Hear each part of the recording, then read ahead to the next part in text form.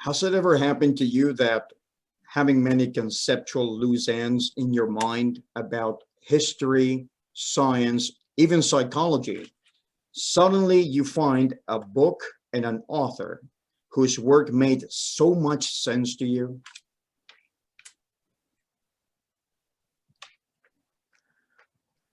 Well, that happened to me back in 2018 when I discovered a book called Prometheus Atlas that had won the 2016 Parapsychological Association Book Award, an international professional society formed by academics. And this book was written by a young philosopher and professor.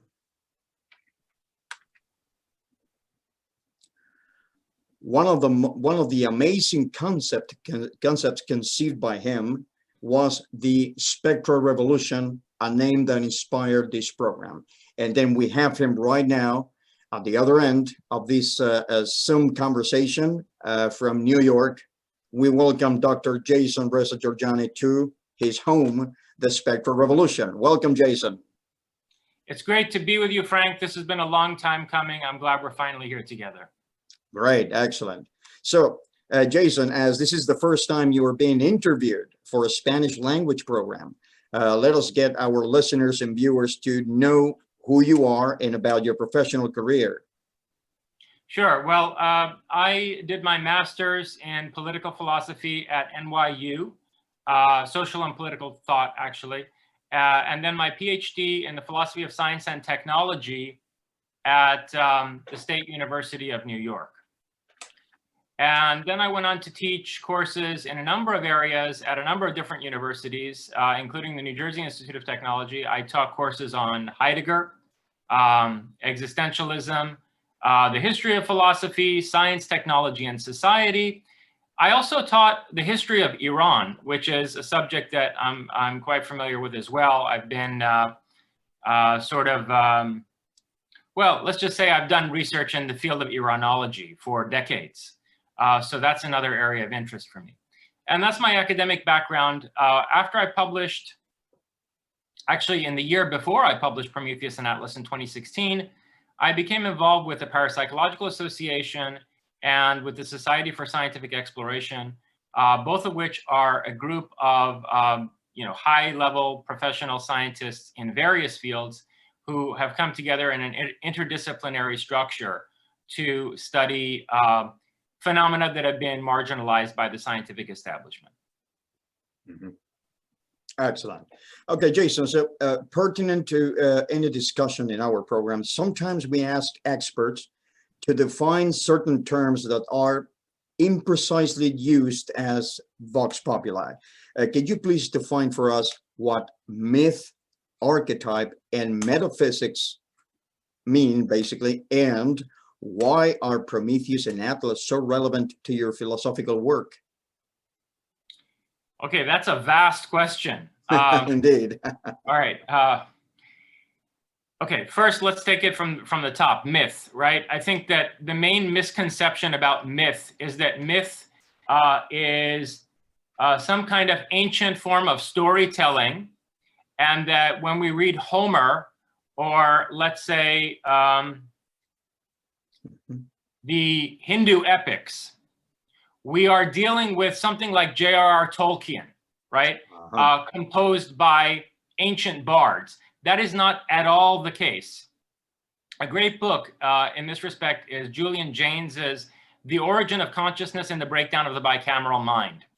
And while I don't subscribe to the whole of his thesis, I think that Jaynes makes an excellent point that the archaic mind, the mind of the period of Homer and the period in which the Sanskrit epics were first composed, was utterly incapable of constructing fictional narrative in a self-conscious way, in the way that an individual like Tolkien or J.R.R. Martin, let's say, writes, the Game of Thrones series. What we're dealing with in myth is actually folklore. It is the collective memory of a society that's passed on mimetically, that's passed on through performance and imitation in the context of an oral culture. And these myths were only, even Homer's narratives were only written down much later on. And when you're dealing with an oral culture, you don't have the capacity to reflect on a written text, okay? And there isn't the kind of individualistic storytelling that, you know, we begin to have in the Roman Empire, okay? So myth is not ancient storytelling, it's the collective memory of archaic cultures. And so that, what that also means is that it's based on real experiences that are being preserved in the myth. And that brings us to archetypes. Mm-hmm. So archetypes, okay, because archetypes have been associated with the Platonic forms, with the forms or ideas that Plato describes in his dialogues, there are some misconception that an archetype is an abstract concept. But archetypes are actually something like living symbols that interact with the mind on the level of the unconscious. They are not like, let's say, the perfect triangle, where, you know, every triangle that we encounter in our experience is an imperfect rendition of some abstract mathematical definition. That's not what an archetype is. That's a concept. Mm-hmm. Archetypes are much more amorphous. They have an almost inexhaustible potential as symbols to manifest themselves in the world in various ways. So, you know, there can be many instantiations of an archetype, and you can't put your finger on exactly what it is, exactly what characteristics make that an instantiation of the same archetype as something that on the face of it looks very different. So being able to perceive or recognize an archetype is a process of the unconscious and the irrational depths of the mind. All right, so that's the archetype. And then finally, what was the last? Oh, metaphysics. Yeah, metaphysics. So, I mean, metaphysics is a term that, you know, came from an attempt to categorize the works of Aristotle. There was all this stuff left over after they categorized his biology, his astronomy, his physics, and they didn't know what to call this stuff. So they called it ta metaphysica, the stuff that's left over after physics. So this is the extremely mundane, ridiculous origin of the term metaphysics. Wow. It had to do with the attempt to classify Aristotle in terms of various disciplines, and they didn't know where to put these writings because they didn't have to do necessarily with biology or astronomy or physics or politics. And what they had to do with was the ultimate nature of reality and the fundamental principles of the cosmos, including the nature of the mind and so forth. So a better term for metaphysics is ontology, or the logic of being. And so there's a common misconception that metaphysics has to do with, like, you know, new agey subjects or whatever, you know, spiritualism and so forth. No, it's a term that comes from an attempt to classify the works of Aristotle, and it's probably you know, better to replace it with the word ontology, which very precisely means inquiry into the logic or fundamental structure of existence. Mm-hmm. And then, of course, we have Prometheus and Atlas, these two, I guess I have to say, archetypes that basically made up the theme of your first book. Is that correct? Yeah, so in a nutshell, I mean, it's hard to put that book in a nutshell, but in a nutshell, what I'm arguing in that book is that the seemingly very abstract structure of theoretical science is actually a model building enterprise that serves the development of technology, and that this whole engine of techno-scientific development throughout the course of human history is being run by the archetypal forces of Prometheus and Atlas, two titans who are brothers of one another in Greek mythology. And I argue, beginning in Prometheus and Atlas and then continuing into my latest work, Prometheism, that if you analyze the pattern of techno-scientific development throughout the course of human history and the way in which it's reshaped various societies, the way in which it's deconstructed cultural worlds of meaning and reconstructed them, you see in that process the quintessential characteristics of the archetype of Prometheus and the archetype of Atlas at work. So that essentially spectral forces are motivating techno-scientific development by taking possession, particularly of Western civilization and its world colonizing enterprise that is the context for, these dramatic advancements in technology and the ways in which they've reshaped society. Okay, that was something. And for those of us who have read Prometheus and Atlas, we have to remember that. Great. To many first listeners and viewers in either language, the name Spectral Revolution sounds somewhat phantasmagoric, and even as a sort of illusionism. It has been rather curious to analyze how people react to it. Jason, first, let me ask you about why and how you conceived this concept of a spectral revolution. Right. So let's start with the word specter. The word specter has a number of different meanings. And one of the reasons why I chose it in order to develop this concept of the spectral revolution is especially this polyvalence, the multiplicity of meaning in this word, because I want to capitalize on all the different meanings that it has. First of all, specter or spectral evokes the spectrum, right? A spectrum, a phenomenon where there are no clear and sharp distinctions or divisions, right? So the spectral is the undoing or the undermining of various binary oppositions, like the binary opposition of light versus darkness, being versus nothingness, truth versus deceit, good versus evil, right? Spirit versus matter.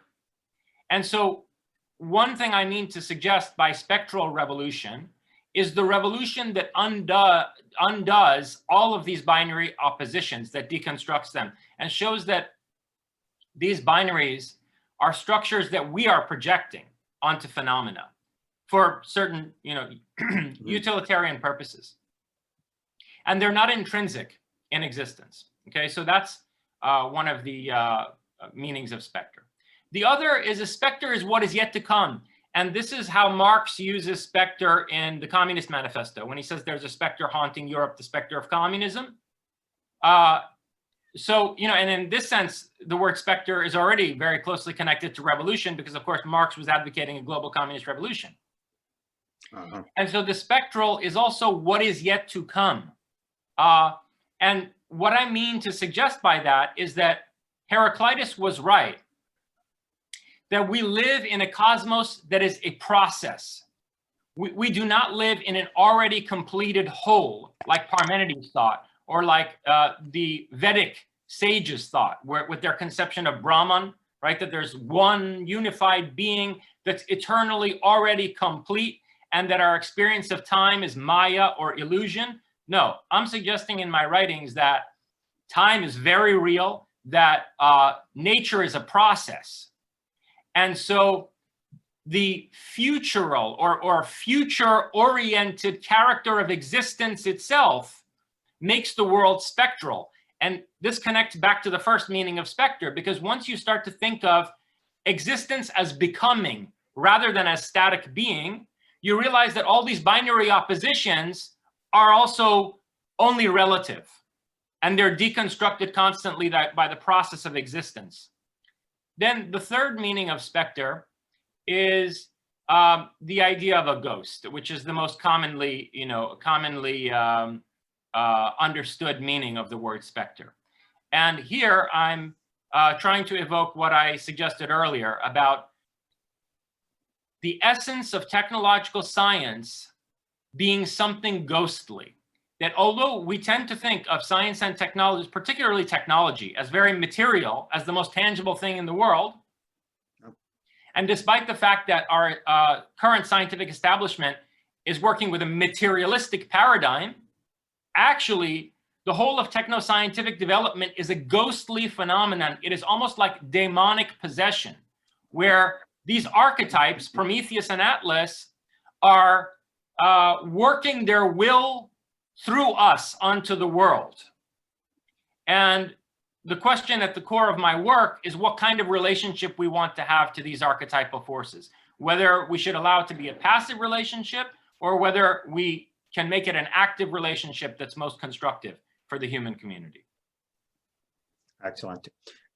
Jason, while being a professor at the New Jersey Institute of Technology, one of the subjects you taught about, and you already mentioned actually, was the philosophy of Martin Heidegger.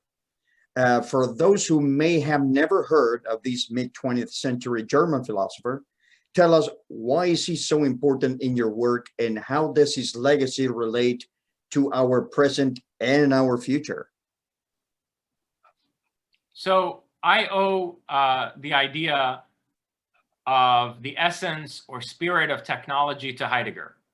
This is an idea that I'm developing from out of Heidegger. And Heidegger was a profound student of the history of philosophy and the history of science, in the sense that he is a philosopher whose work is radically historical. Okay, he basically was advancing the thesis that our various interpretations of being from epoch to epoch have concealed as much about existence as they have revealed.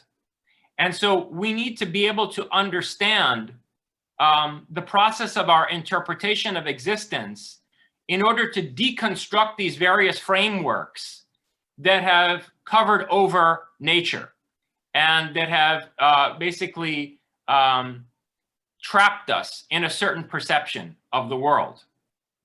And in particular, Heidegger argued that from the epoch of Plato onward, you have a trajectory of abstract thinking and of a representational relationship to nature, which ultimately yields modern materialistic science, with Descartes being the kind of turning point in that trajectory, and Nietzsche's very Darwinian conception of the will to power being the end point of the trajectory. So Descartes is kind of the fulcrum, and Nietzsche is the inversion of Plato.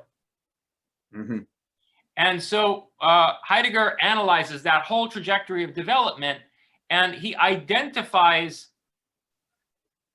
the phenomenon of technological science as it's unfolding through history as expressing a kind of spirit or essence.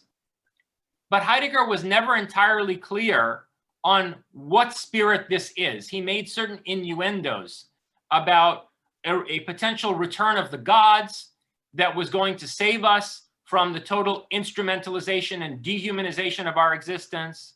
And he even suggested that somehow the God that would return would have to transform technology from within its own essence. In other words, we can't simply escape back into traditionalist paganism and act like the modern technological epoch never happened, right?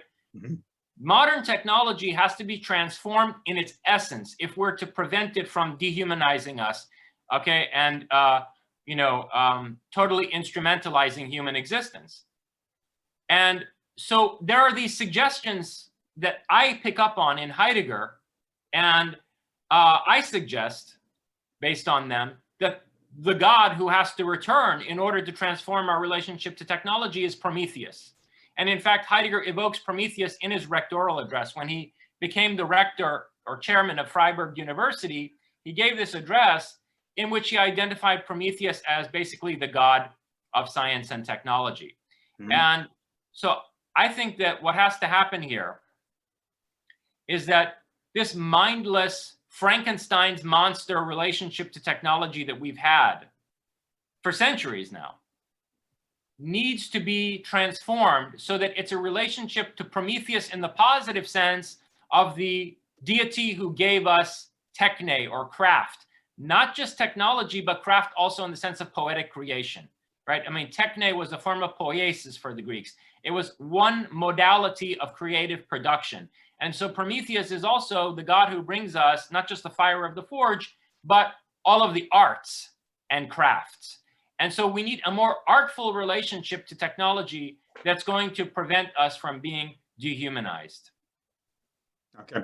You have lectured on the relationship between metaphysics, and that's why there was a question before in regards to this term, between metaphysics and geopolitics. Very interesting. Explain to our listeners and viewers, how are these two fields related? Every political ideology has a metaphysical foundation, even if it doesn't recognize it. And this is one of the ways, by the way, we can draw a distinction between political thinkers and political philosophers. In my not so humble opinion, there is no such thing as a political philosopher who's not also a philosopher, right? A political philosopher is a philosopher who's engaging in thought about the nature of justice and how society should be structured. And when a philosopher does that, like, for example, Kant, although I have big problems with Kant, right? But when Kant is laying out his theory of natural right, of how a just government should be based on the protection of the quote unquote natural rights of the individual, Kant is attempting to set forward a model of how society should be structured that reflects his ontology, that reflects his understanding of the structure of existence. So all robust political ideologies have a metaphysical foundation, even if in somebody like John Locke or let's say Jean-Jacques Rousseau, it's less clear what metaphysics it's based on, because that political thinker did not develop the metaphysics himself. He's actually elaborating a political theory on the basis of an already developed metaphysics that maybe, you know, is in the air during his epoch, or that, you know, he's encountered in having read some more fundamental thinker, right?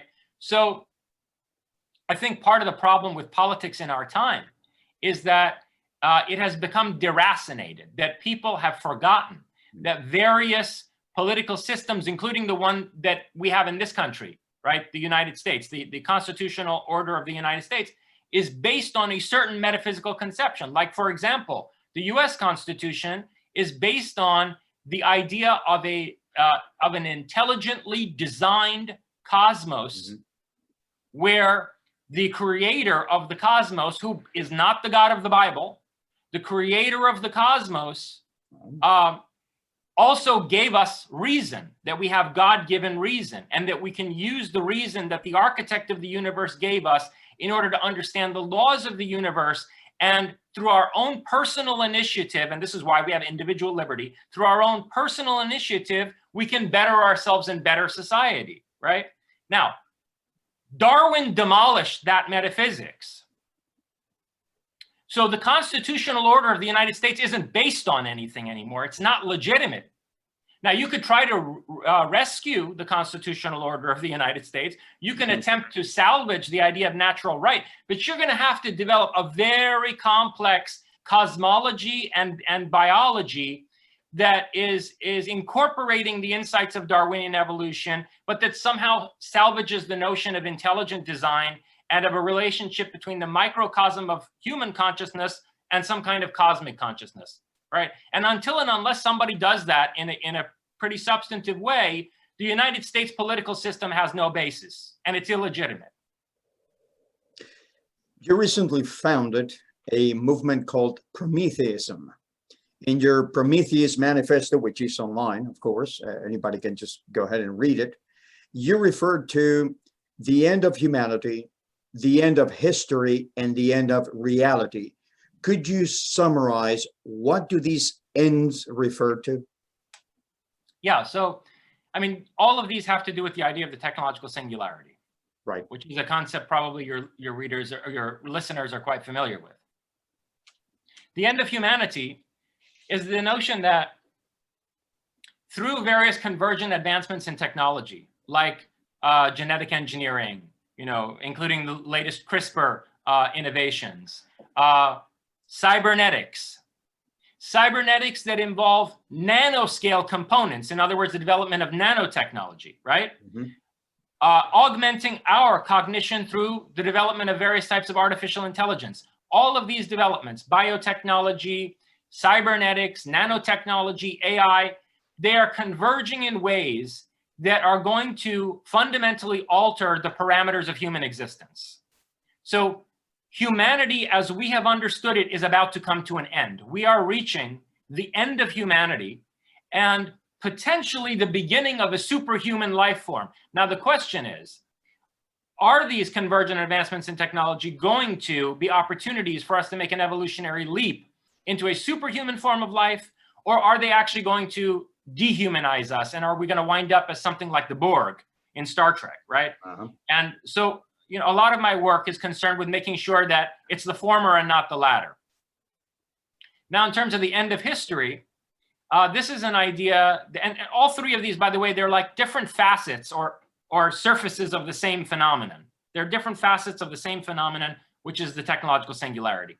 But the end of history specifically is developing an idea from out of Hegel and Georg Hegel and Marx, and also Nietzsche. And that's the idea that history is teleological. History is goal-directed. History it is a process that has a structure and an intentionality and a direction. And it unfolds in a series of epochs, right? Things don't just happen randomly. If you study history carefully, you realize that actually it has what Heidegger called an epochal structure. Certain periods hang together in terms of certain fundamental ideas and innovations and a certain horizon of possibilities. And these are successive, these epochs. And as people who've discussed the singularity have said, although they're not as philosophically sophisticated, as to be able to think in terms of Hegel or, let's say Heidegger, still, they've understood that if you graph, human technological development, at a certain point, the slope on that graph curves sharply upwards and it becomes a spike. And so while at any point on that graph up the curve, you could extrapolate from past data points to future data points and come up with some idea of what technological progress would consist of and how it might transform society. After all, this is the whole history of futurism and science fiction, science fictional visions, right? When you get to that spike on the graph, you cannot project from the past forward into the future anymore, because you have reached a moment where the world has been so fundamentally transformed by technological development, and technological development is happening so fast. There's been such an exponential acceleration that it is impossible to project forward. Now, of course, what this also means is that you're reaching the limit of the conception of the human mind. You're reaching the limit of the human imagination, which connects it back to the end of humanity. It's not possible for a human being to conceive of what will happen after the end of history, because the intelligence that will be there will no longer be human. And then finally, in terms of the end of reality, I mean, this is the notion of virtual reality and the simulacrum and of cyberspace, that we're not just dealing with a radical transformation of what it means to be human, and we're not just dealing with, an exponential acceleration of development to the point where we can't have imagined what our history will be like after the singularity. We're also dealing with a moment where we have such advanced technologies that can create simulacra, that can create artificial realities, to the point where we have to wonder whether we're living in reality ourselves, right? Our capacity to create immersive virtual spaces, or our capacity to create simulacra that are freestanding in our world, like let's say the robots in Westworld, right? I mean, the robots in Westworld, the buildings that you find at fun parks and in like actual theme parks and so forth, that could be, let's say, historically themed. When you get to the point of creating, and by the way, imagine the possibilities if we were to engineer such structures on a nanotechnological level. I mean, it would be almost impossible to tell them apart from the real thing, right? So when you get to that level of technology, which we are approaching within the next several decades, it makes you wonder whether, in fact, we're already living in some kind of a simulation, right? I mean, after all, Nick Bostrom has advanced this argument. What are the odds, really, that we're the first civilization in the history of the cosmos that's reached this point? I mean, it's much more likely that many other civilizations reached it before us. And if they've created all kinds of simulacra, how do we know that we're not one of those simulacra, rather than the first order reality. There it is. Okay. Jason, even if myself, because of my background, even if I still have serious doubts there will ever be an artificial general intelligence for reasons other than mere research and development.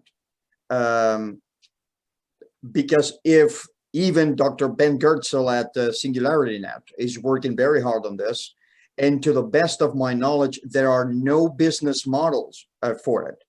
What are your thoughts on issues such as artificial general intelligence and well, you already explained the technological singularity. Why should any person out there listening and viewing this should care? Okay, we'll get to, they should definitely care, okay, because we're dealing with a prospect that's apocalyptic, nothing less than apocalyptic, and I'll lay out why that's the case in a moment, right? But to take it from the top of your question, I agree with you that the current model for achieving artificial general intelligence is fundamentally flawed, and it will fail. But here's the thing. The failure of mechanistic approaches to engineering artificial general intelligence in particular are going to lead to what I call the spectral revolution. Parapsychologists have been studying telepathy, psychokinesis, and so forth in, pretty high-level laboratories, like, for example, Robert John at the Princeton Engineering Anomalies Research Lab. They've been studying, these phenomena at high-level laboratories for a century now, okay? But it's taken place on the margins of the scientific establishment. What's going to happen, and you can take this I'm making this prediction, you can take it to the bank. At high-level AI research institutions like MIT, Stanford, Carnegie Mellon, these kinds of institutions, in their well-funded AI research programs, they will meet with repeated failures. And the closer they get to artificial intelligence, they will start to notice psychic phenomena in the laboratory, in the computer system. They will start to deal with weird instances of anomalous information exchange and disruptions in the electronic systems, in the information processing that basically are what psychokinesis researchers have been dealing with for decades. Wow. And at that point, ESP and PK are going to become engineering problems for AI researchers. And that is when you will have the spectral revolution, when in the course of this, a hard-minded materialistic attempt to create AI, they're just going to come up against these bottlenecks that force them to recognize phenomena that parapsychologists have been studying for a century. And then once that's processed, a different approach is going to be taken toward AI, which involves a lot of genetic engineering and biotechnology, and there will be a breakthrough. Okay, that's my prediction. But to go to the other aspect of your question, why should anybody care? When this development takes place of AI researchers running into the phenomena parapsychologists have been studying, there will have to be a mainstream scientific recognition of things like ESP and PK. And this is catastrophic, okay? Because the reason that these phenomena have been marginalized by the scientific establishment is not because there isn't good evidence for them. There's an abundance of data going back a century for these as genuine facets of human cognition, genuine features of our consciousness, and of our interaction with the cosmos at a quantum level. There's abundance of evidence for that. The reason it's been marginalized is because the social and political implications are terrifying.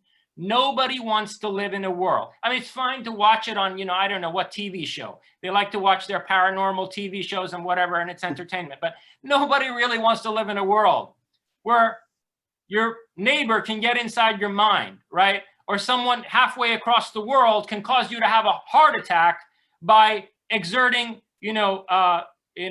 remote influence on your nervous system and on your vital organs. These are abilities that have been demonstrated in laboratories funded by the military, by intelligence agencies such as the CIA, going back decades. We know people can basically read the thoughts and intentions of another individual at a distance. We know that people can interfere with the nervous system, the electrical system, and the vital organs of another individual at a distance, okay? And if these abilities wind up being recognized by the scientific establishment, they're also going to have to be recognized by the legal system of our society. And can you imagine the cases of people going to a judge and saying, so-and-so hexed me, so-and-so caused a fire in my apartment? You know, I mean, it's a nightmare. We haven't dealt with something like that since the witch burnings in the 1400s. Okay, so this is why people should care, because the technological singularity, as I see it, is inextricable from the spectral revolution. These two are going to converge, and they're going to radically transform our society in ways that most people are not ready for. Okay.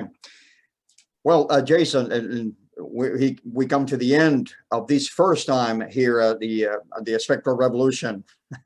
Any future projects you would like to share with us? Well, I can tell your audience that I'm currently working night and day on a book about close encounters. The Pentagon is about to come out with, by the time that this interview is released, this report will also have been released. The Pentagon is basically serving Congress with a report on allegedly what it knows about UFOs, or what they're calling UAPs, unknown aerial phenomena. And so I've taken this as an occasion to write a pretty comprehensive study of close encounters, a subject that I've been interested in for decades, and that I've done, you know, frankly, about 20 years of research in, on the side of everything else that I've been doing. And I'm finally pulling this all together and writing this, you know, concise, comprehensive study, drawing on the background that I have in philosophy of science and technology. So that's the project that I'm working on now, and your audience should expect that that book will be out within the next few months. Excellent. And hopefully we'll get to see, because this is being, there's a voiceover on this video, and hopefully we will get to see any of your books in Spanish. Oh, yes. You know, I've had people reach out to me about Spanish translations. Not everybody's followed up, but that's definitely something that I'd like to see in the near future. And it's one of the languages that I would prioritize in terms of the translation of my works. Great. Dr. Jorjani, and I'm going to say doctor again. Dr. Jorjani, thank you very much for being here with us. This is going to be our first time, and hopefully you will be back to keep talking about these very, very interesting subjects. Okay. It would absolutely be my pleasure. It would be my pleasure. Thank you for the invitation, Frank. Thank you very much. And to our listeners, we continue with our program.